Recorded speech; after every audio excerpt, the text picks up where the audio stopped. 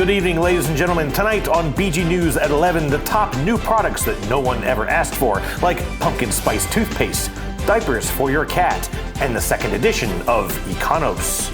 I mean, what?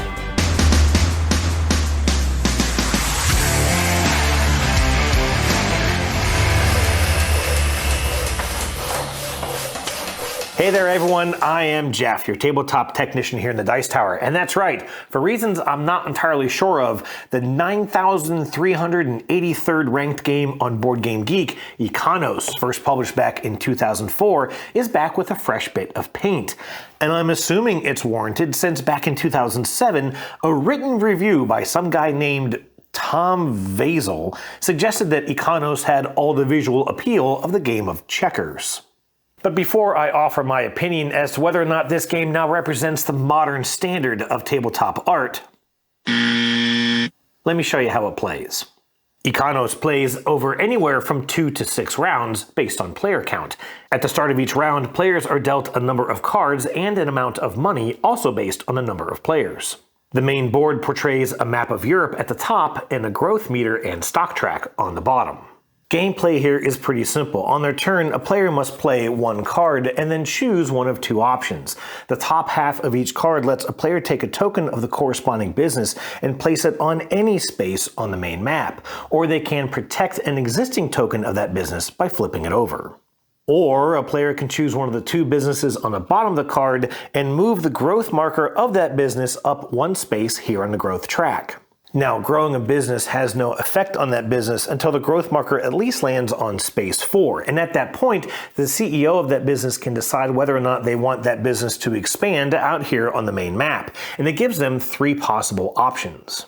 They can upgrade their business by placing a new token on the map in a space adjacent to a space that business already controls.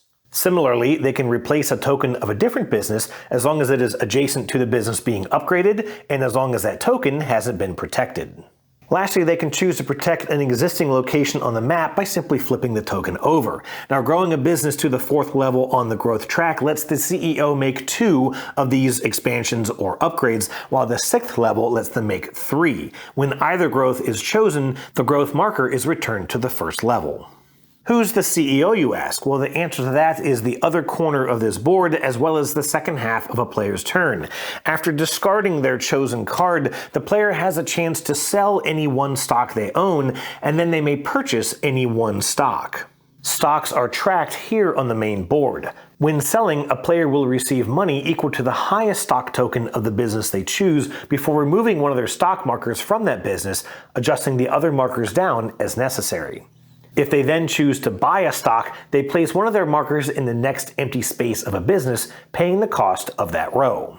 After buying or selling shares, players will check to see if a new CEO is installed for that business. The player with the clear majority of shares will become the CEO. This means that the first company who purchases a share of a business is installed as the CEO of that business, and only once another player exceeds their number of shares do they become the CEO. That means that nothing changes if multiple players have the same number of shares as the current CEO. By the way, the current CEO will have one of their tokens in the space above the stock track of that business.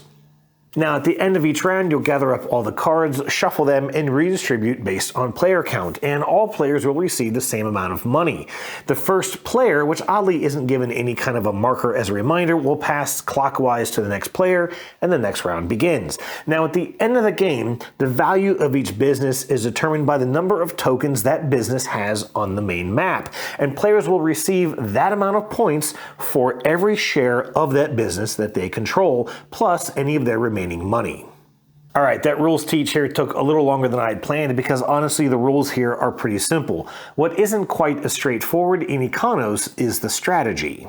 You see, at the core of this game are these cards which are randomly dealt out each round. So you could have a round where you significantly grow a business and become its CEO, only to find yourself in the next round with no cards in your hand to further grow that business. And of course, your fellow gamers will know that you have an interest in that business, so they can let it go cold, leaving you with sort of a dud to deal with. This puts you all in this weird position where you're expected to control these businesses without really having any control. These cards are less about business management and almost more like insider trading. You know which cards you can grow this round.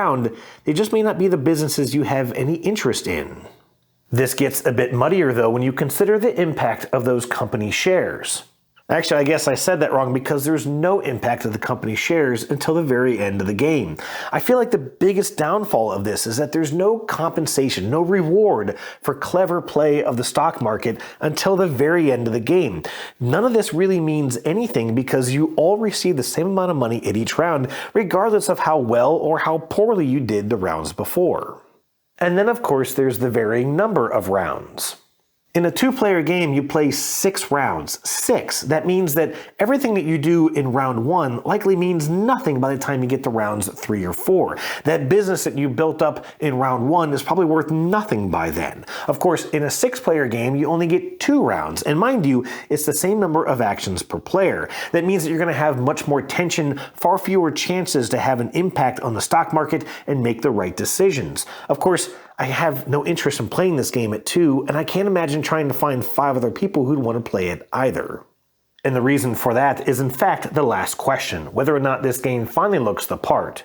And well, for that, I'm going to let you be the judge. I mean, there's nothing inherently wrong with the art here. Sure, they did finally add some basic logos to these companies, albeit with the most generic names I think anyone could come up with, making it pretty easy, I presume, to find some basic silhouettes and apply some simple color gradients and shadows.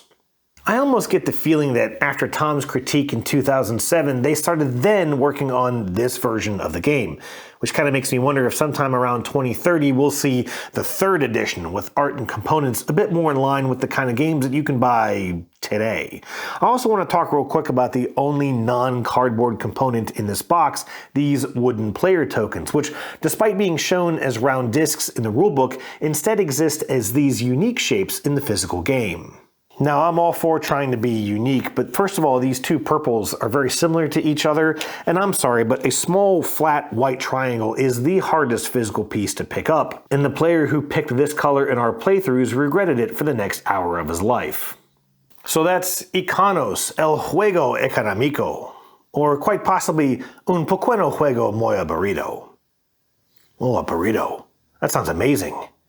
Cheers.